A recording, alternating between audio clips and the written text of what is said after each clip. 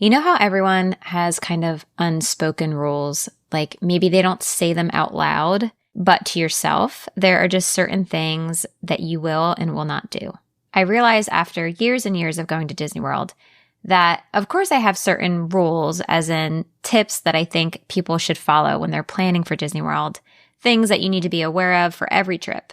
But I also have some unspoken ones just for myself in particular and our family. Well, on our most recent trip to Disney World, I broke pretty much every single one of them. Not on purpose whatsoever, but very much just kind of happenstance. Things just pivoted and I found myself in situations where I was like, wow, I purposely avoid this. Why are we doing this right now? And what was surprising is that a lot of it still worked out. Some of it definitely didn't, but it got me thinking about these so-called rules. They definitely help, but knowing when it makes sense to break them can actually help make things feel more manageable. So today I'm walking you through very specific things I normally never do at Disney World and what happened after I broke my own quote rules. Hello, and welcome to the Laid Back Magic Way podcast. I'm your host, Dana Stanley, creator of Laid Back Magic. As a mom of 3, I know how tough it can be to find time to plan a Disney World trip that doesn't leave you feeling stressed or overwhelmed. That's why I'm here, to help moms like you create Disney vacations that feel even better than they look on paper. Here, we're not chasing perfection, but creating our next favorite memories. So whether you're brand new to Disney or looking to go deeper into the details, this podcast is your go-to for simple tips, mindset shifts, real-life trip recaps, and expert insights to make your trip magical and manageable. New episodes drop every Monday, so be sure to subscribe so you never miss a moment. Okay, let's dive in.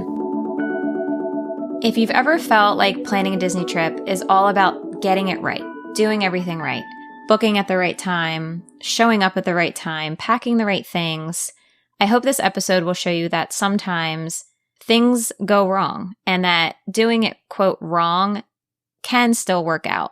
Let's start with the thing that affected our days from beginning to end. And that's that we went in the summertime. So when I was finished drafting this episode, I asked my husband, Colton, hey, what are some rules we broke or mistakes we made on our last trip to Disney? And he was like, well, just write down all of your rules and strike them out. And there's your episode. And I'm like, yes, that is true. But what specifically? And the one that he had mentioned that I hadn't thought of really was that we went during the summer again. Now, this is a tough one to talk about because I really love our summer trips. It's definitely manageable and there are things that are really great about it. I think the summer has this old school thinking around it. It's very crowded because it's summer and kids are off from school. But it's really great in my experience. I think the summer has this old school thinking that it's super crowded because it's summer and the kids have off from school. But in my experience, you can definitely find little quiet pockets throughout the summer. This trip felt really manageable. So the dates were mid-July. And of course, I was strategic with things here and there. Overall, it was really nice in terms of people. But it's so hot, guys. We got a little lucky or unlucky, depending on how you look at it, of right before we went to Orlando, there was a heat wave in New Jersey. So the heat index kind of just felt the same of what we were used to being back at home. And we were acclimated. But even with that, I have a memory of getting the kids out of the stroller for Winnie the Pooh. And I just feel kind of not frantic, but I'm making sure that the stroller fans are turned off so the batteries don't die. I'm making sure that all the kids drink water really quick. And then I was running in my bag, just finding sunscreen, the roller, because Crew's little shoulders were out that day. And by the time we got in line, I just said to Colton, man, if you just took the heat factor, the summer factor out of the equation, this would be so easy or easier. And it's true that if you're not worried about the heat as much, you're just less concerned for everyone. You're not worried if the kids are uncomfortable or dehydrated and, do they need their sun hat? It's all just a lot. And those cooler times in Disney World, while they exist, they're just such short windows of time. Just obviously the majority of the year, it's hot to hotter. And with every plus to things, there's a downside. So like in January, February, a lot of things are maybe getting refurbished. Rides are sometimes closed. Some pools might be closed, or maybe it's just like too chilly to swim, even though the pools are heated. And there's not a lot of holidays. So like if that's your thing, there's just less stuff going on.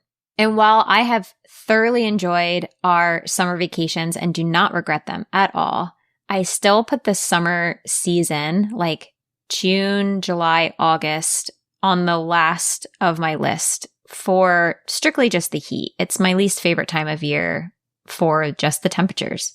Our favorite time to visit is definitely right before summer and right after, especially because we live in like a beach town too. We really try to stay put in the summer, but rule broken, guys, for the second year in a row. And that heat that I'm talking about, of course, led to another rule I usually swear by, and that's the fact that we didn't take a break from 2 to 4 o'clock.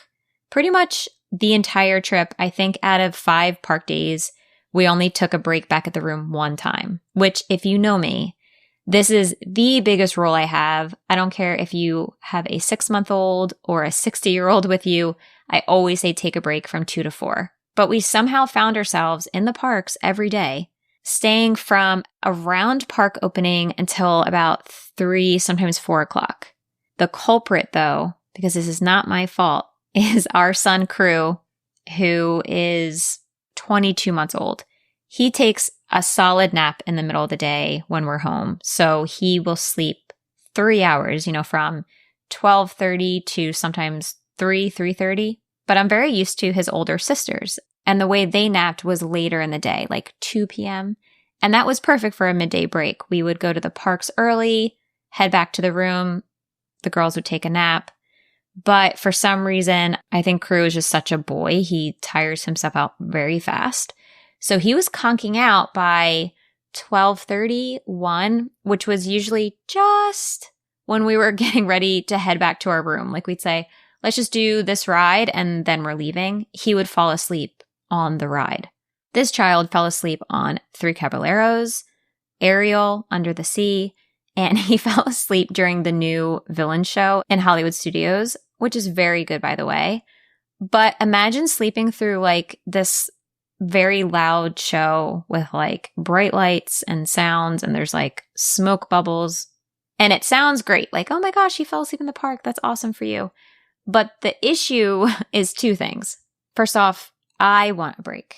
I want to go back to my room and sit in the air conditioning, maybe take a shower.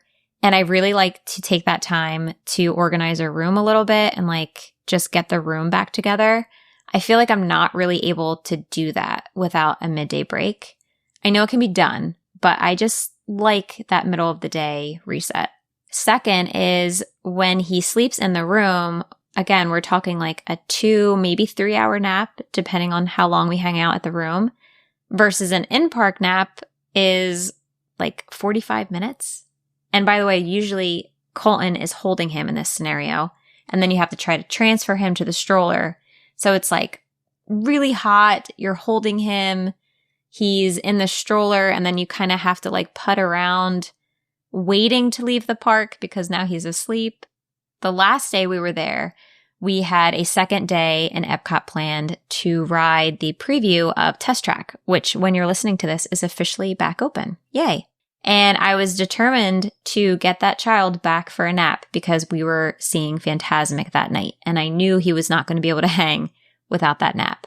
And that day, thank goodness we went back because I knew that like my nervous system was shot and told me to just sit and watch Shark Tank on TV. And that's exactly what I did. And it reminded me in that moment, like, yes, this is definitely the right move. I need a midday break. This is lovely.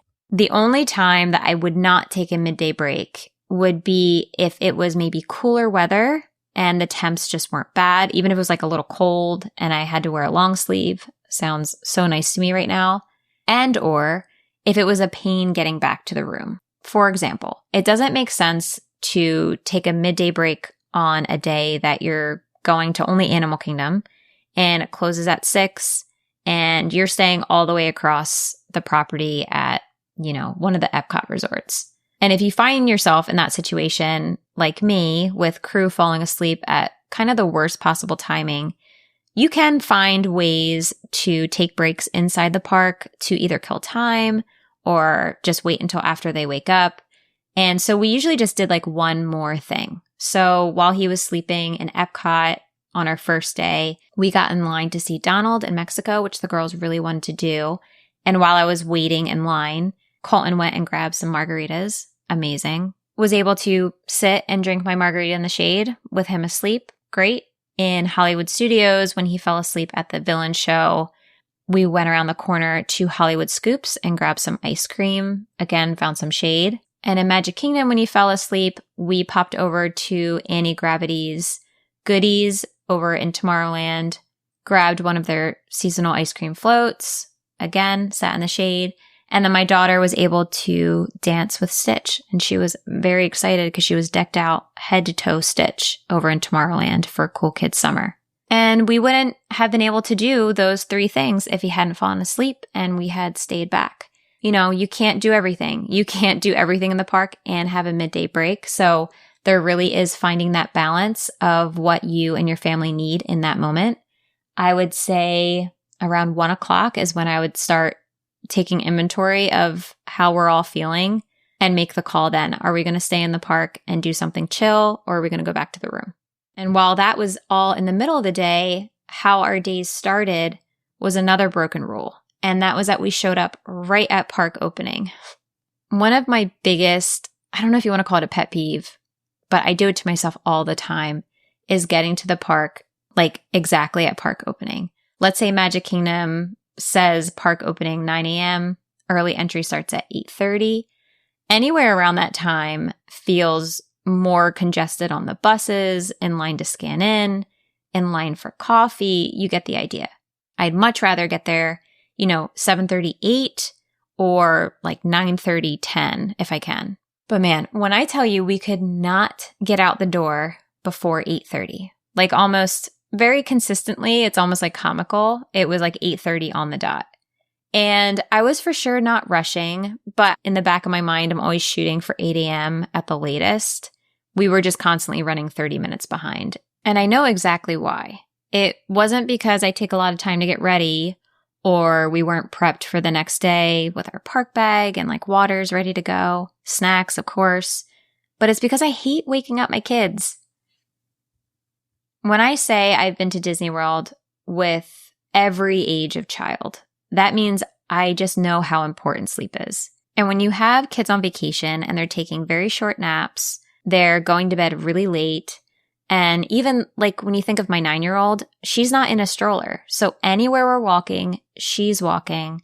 They need their sleep. Now, normally I would just work in earlier bedtimes on nights that we wanted to be out the door early. But this trip was particularly hard because it's summer.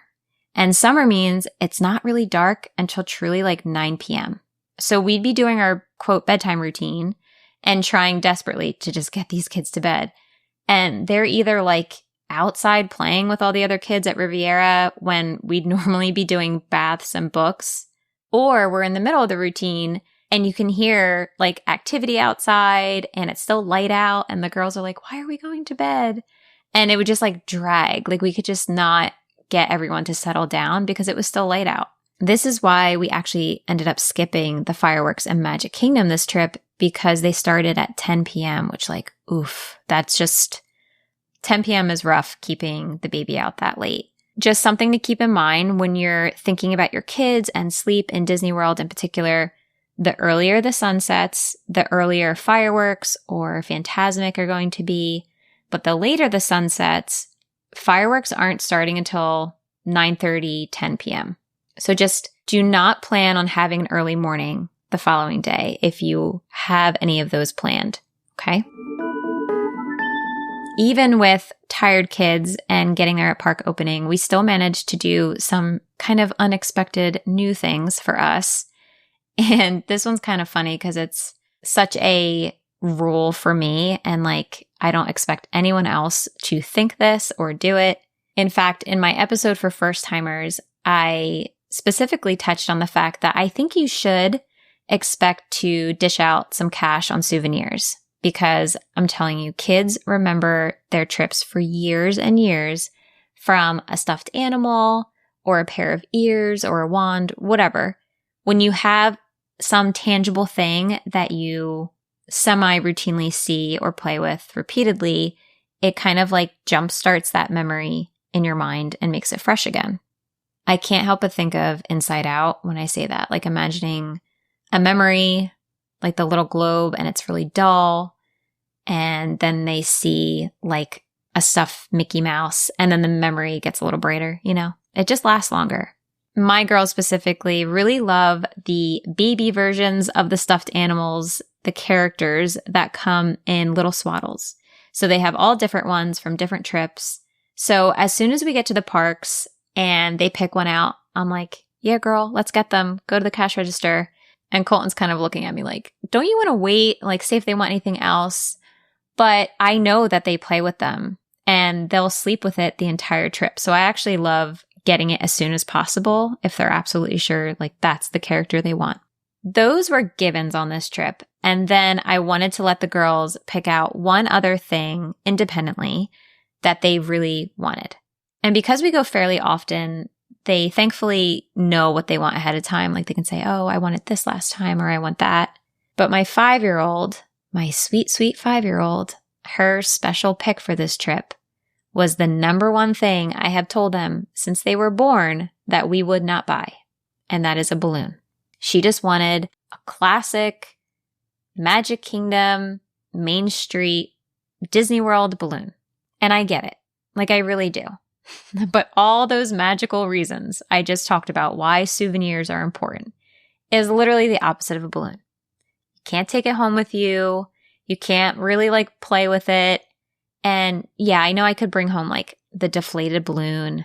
I could put it in a scrapbook or something, but it's just not like a solid reminder of the trip to me. In general, we're just not fans of balloons. We think that they're a pain in the butt to carry around or have on your stroller, yada, yada, yada. But if you have a second child, you know, they're usually the very sweet and easygoing one. Sailor's the one that gives us no trouble, no fuss. And I feel like I tell her no every single day. Like, no, we can't do that because your brother needs to nap. Or no, we can't do that because, you know, XYZ. So you know what? I bought that girl her balloon. And it actually took a full day or so, weirdly enough, because when you're not used to buying a balloon, you realize that they're not everywhere. Like when you're looking to buy one, it's funny because we like couldn't find where to buy a balloon. We're like, where are the balloon people? But she finally got her balloon. She got the classic Mickey face on one side, Minnie on the other. That's the one that she wanted. And I will say I was shocked because after we got her the balloon, we brought it back on the bus for Magic Kingdom and we put it in our room at Riviera, kind of next to her bed. And do you know she never asked to bring it out with her again? Like me and Colton never said anything, but I didn't want the pain of carting it around everywhere or having it on the Skyliner. So it was kind of just like a little room decoration for the rest of the trip. I think just the act of getting said balloon was very exciting to her. But the thing that made this a souvenir to me and why I feel like this was a very good rule to break, if you want to call it that, and what made it memorable, if you want to say that, was the morning we went home. Sailor has been hearing the same story since she was born about how we got a balloon one time in Disney because a little girl gave it to her older sister, Story. You may have heard this before, that sometimes when someone is leaving and they can't bring their balloon home with them, they'll pass it along to another kid. So that's what we did. And thankfully, she wasn't upset about it at all because before we bought the balloon, it was kind of, again, like a rule that will buy you a balloon if you give it to someone else when you're done.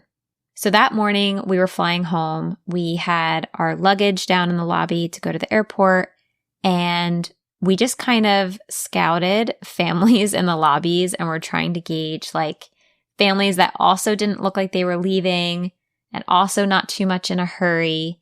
And finally we found one. First thing I did was kind of whisper to the mom off to the side, "Are you okay with us giving you a balloon? Like you can say no." And she laughed and said that her son would love one. We found out that he also was turning 5, just like Sailor. And I think it just made her feel good. So the whole balloon purchase was a success, and she will probably want another one on our next trip. So I'll report back if this is something that I do again. And speaking of being caught off guard in the moment, we ended up in Magic Kingdom without a stroller. Now, I have to add an asterisk to this because I would never in my right mind go to Magic Kingdom without a stroller. But what happened was I was spontaneous. Yes, your girl, Dana Stanley, was spontaneous for one night. And I won't say I regret it. It was worth it in some ways. And honestly, the biggest one was that I was able to buy the sweatshirt that I had been looking for in a very specific size. But we have to go back a little bit. So what happened was we were having dinner at 1900 Park Fair.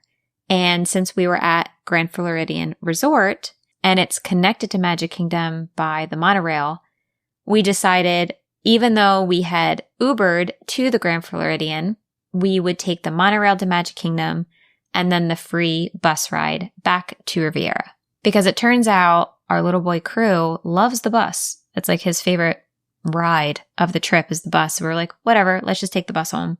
But when we got to Magic Kingdom to walk over to the bus stop, it was just such a nice night. Like the heat had broke a little bit. It wasn't too hot. The crowds are really low. And I was just like, should we just hop into Magic Kingdom and ride like one thing? But because we weren't planning on this at all, and another reason why planning is so important, we had left our stroller at the hotel because we thought we were just going to dinner and going back. Now, if I had been alone, no way, Jose, would this have happened. But thankfully, my husband was there and he's like, yeah, I'll just carry Crew. No big deal. See if you can get a lightning lane for Pirates, which I did. So let's just go get on one ride, maybe do some shopping, and we'll go back. And that's what we did. And although we didn't die, I would say I almost died because if you can imagine, I'm dressed up from dinner and then carrying a toddler, like a very heavy toddler, from the front gate back through Adventureland. Because while yes, Colton did hold him the majority of the walk, I am mom, which means he wants mom. So you can imagine. And I'm not going to lie, it was like very stressful without a stroller. I didn't have anywhere to put, my big bag down for one. And obviously carrying Crew is hard. The thing that was really funny though, after riding Pirates and after a little shopping, which was like very chaotic, was my 5-year-old needed to be carried back to the bus stop. So while Colton was holding Crew, I'm carrying Sailor, which like if you thought my son was heavy, she's so heavy.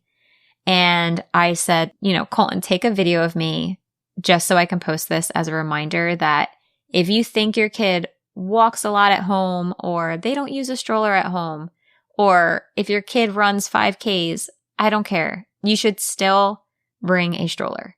Or maybe you could be torn between bringing like a single or a double stroller. Maybe you have a little kid and an older kid. Maybe you need one, but you're forgetting that your, 4, 5, 6-year-old, yes, like they will need something to sit down. So bring a double stroller if that's your scenario, or 2 single strollers. You'll be happy that you have it.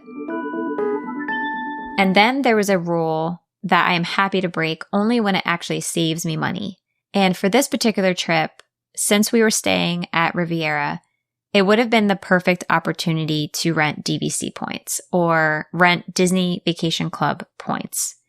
This is Disney's timeshare program, and you've probably heard of me talk about it before, that you can save a ton of money on deluxe resorts when you rent points. You don't have to be a member. You can just rent points from existing members. This was such a last-minute trip, and I honestly just waited too long. So guess what? There were no rooms to rent that were DVC. But when I was talking to my friend Melissa, who's a travel agent, she was like, hey, you should actually look at Disney's website because they're having really good summer promotions. And you know what? She was right. Because with my annual pass discount, I saved just as much as if I had rented points. And I'm telling you, it has been a very long time. Like it's been a hot minute since I booked through Disney and broke my own quote rule. But I only have that rule because it saves me money. Just a reminder that if you're wondering what will be cheapest or best. Just price it out. I'm sorry. I know it's like extra work, but I get asked a lot, will I save money on XYZ or should I stay here or there? And while I can guess, it depends on so many factors that you really just need to price out the options you're looking at. Which brings me to the last broken rule, the one that gets me every time, it seems, and that is spending money on bottled water. I tell everyone to get a grocery delivery to the resort, always for snacks and all of those things, but especially for bottled water. If you buy a bottle of water in the parks, it's going to be $4. But like we bought a big case of water from Instacart and ended up being 33 cents a water bottle. So spending $4 when you're in the parks, especially when you can bring in your own water or get ice water at the quick service spots for free or use the water filling stations, it makes sense to not spend $4 on water. But there are times when you are somewhere doing something in the parks and you know what? You're going to walk by that big bin of ice with those cold, sweaty Dasanis looking at you, and you are going to want it. And you are going to be so thirsty and walk up and you are going to buy that cold bottle of water.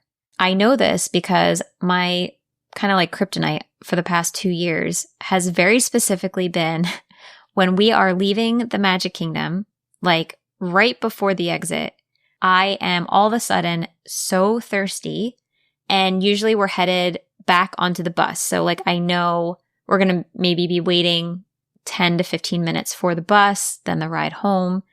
And this is always when I find our water bottles are like pretty close to empty. It's the end of the day. And there is a drink fridge inside the confectionery just before you leave. And I will literally cut the corner. Like I'll go in one door and yell at Colton, like, take the stroller and I'll meet you on the other side.